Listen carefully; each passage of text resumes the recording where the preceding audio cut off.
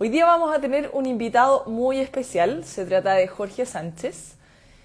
Él es colombiano, es ingeniero químico, es magíster en ciencias del medio ambiente con formación y experiencia profesional en temáticas relacionadas con energía, medio ambiente y riesgo químico.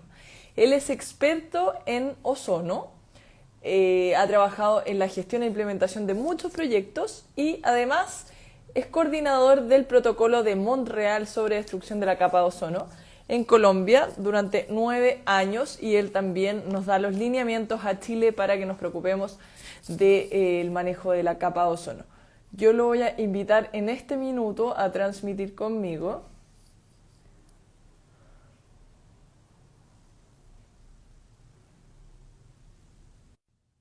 Ahí lo estoy invitando a transmitir conmigo. Es muy interesante el invitado de hoy porque hoy día es el Día Internacional de la Protección de la Capa de Ozono. Hola Jorge, ¿cómo estás Hola, tú? buenas tardes, ¿cómo estás? ¿Cómo están todos? Yo muy bien, gracias. Saliste pero de lo más tecnológico. Primera vez que me resulta así. De verdad, en la mayoría de estos live, la mayoría de mis invitados terminan entre que se les cae internet y todas esas cosas. No, sabes que estaba preocupado porque hoy se ha ido varias veces la energía en la casa, pero afortunadamente como la transmisión es por el celular, no nos afecta. Muy bien. Así que vamos a aprovechar esos minutos de conexión. Jorge, yo te acabo de presentar, presenté un enorme título, estuviste, o sea, has estado durante 9 años siendo el coordinador del protocolo de Montreal en América Latina por la capa de ozono. Y primero que nada, quería preguntarte por qué celebramos hoy día mismo el Día Internacional de la Protección de la capa de ozono. ¿Qué pasó? Un tema muy importante de la historia es que en algún momento de la crisis de la capa de ozono se definió pues que había que hacer algo. Y el 16 de septiembre de hace 35 años, 1985, y los países se reunieron en Viena y crearon lo que se llama el Convenio de Viena. Allí se Perfecto. tomó una ¿Esa decisión fue la primera vez política. que se habló algo al respecto de la capa de ozono? En realidad se venía discutiendo mucho entre los científicos. ¿Sí? Ok, Los científicos, digamos que desde 1973, en la década del 70, hubo muchísimas discusiones alrededor de lo que podía estar pasando con los clorofluorocarbonados en el medio ambiente. Entonces hubo discusiones un poco como hay actualmente frente al cambio climático. Gente que decía que no pasaba nada, que era una bulla de los ambientalistas, que en fin, que eso estaba seguro, que se iba a limpiar solo el aire, etcétera. Y muchos abogados, activistas ambientales y luego científicos que se vincularon al tema en discusión y hasta que en esta fecha se tomó la decisión de hacer algo.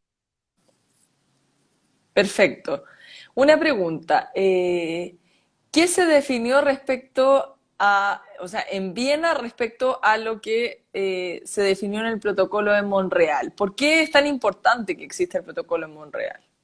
Sí, es bien importante también quizás aclarar un poco para los oyentes cuál es la relación entre el Convenio de Viena y el Protocolo de Montreal.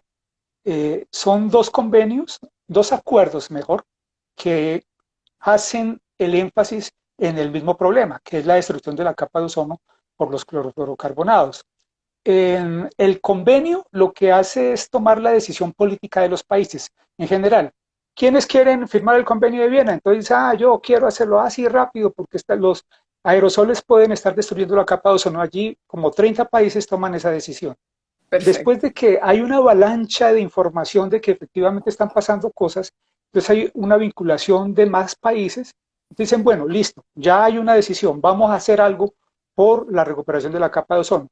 Pero ¿qué es ese algo? Digo, hagamos un protocolo que coloque el acuerdo, le coloque metas, fechas, dinero, etcétera, y a eso se le llamó el Protocolo de Montreal, que viene desde 1987, o sea, 2 años después de la firma del Convenio de Viena.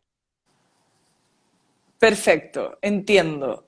Respecto al ozono, ¿cuáles son los efectos que tiene el daño a la capa de ozono? Si bien ahora todos los aerosoles les han retirado estos hidruro, cloruro, fluoruro, carbono. Sí, ¿Cuáles es son una los sopa de efectos? letras. Es una sopa de Yo letras. quisiera hacer una pequeña introducción histórica sobre el tema, muy rapidita, tú me Por dices si me extiendo supuesto. mucho, que es, Feliz, porque no todo el mundo entiende lo de los claro, hidrocloruros, porque fluoruro. además es muy aleccionador sobre los temas ambientales, no solamente sobre la capa de ozono, sino sobre la contaminación química en general. Nos daban realmente varias enseñanzas.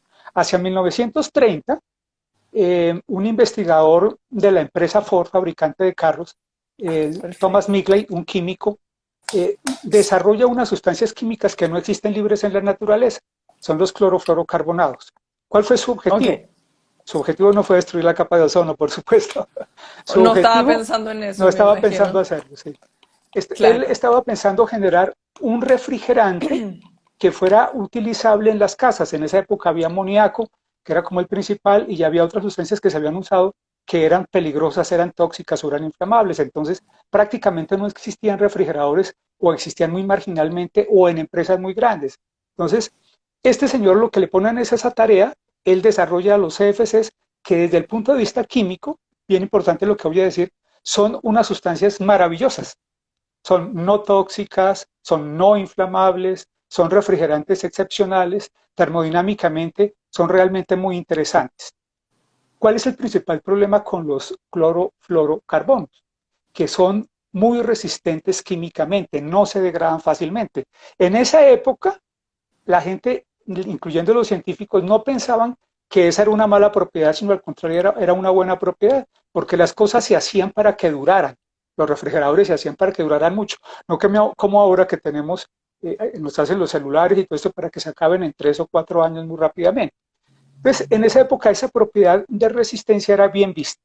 Pues bien, cuando se hacían las actividades generales, los aerosoles, los refrigeradores, las espumas, estas sustancias finalmente en algún momento se liberaban y iban a parar a la atmósfera.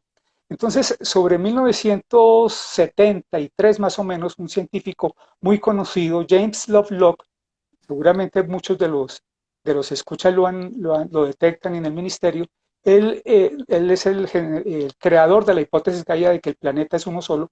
Él empezó a estudiar los clorofluorocarbonados y dijo, oiga, están dispersos por toda la atmósfera del planeta, pero él ni siquiera pensó que era un problema, sino que era una característica especial. Otros científicos empezaron a experimentar, dos personajes muy importantes que después ganaron el Premio Nobel de Química, Rowland y Molina, dijeron, oye, si esos CFCs están por ahí, eso no es que no va a pasar nada.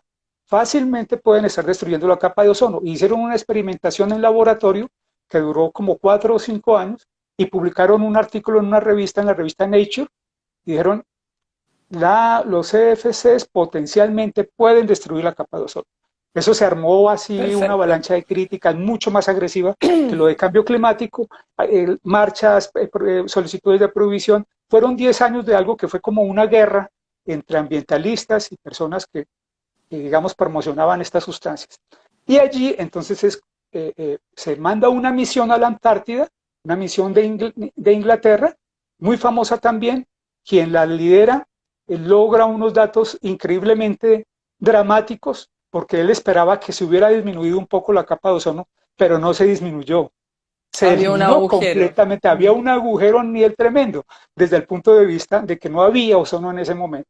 Se publicó y fue pues la alarma mundial, dramático, y por eso muy rápidamente se actuó esa investigación de los ingleses. Fue en 1984 y en el 85 fue el convenio de Viena y hacia el 87 ya el protocolo de Montreal. Como ustedes se dan cuenta muy rápido, me parece muy interesante esa historia porque es la relación entre la investigación científica y entre tomar una decisión rápida para evitar consecuencias negativas.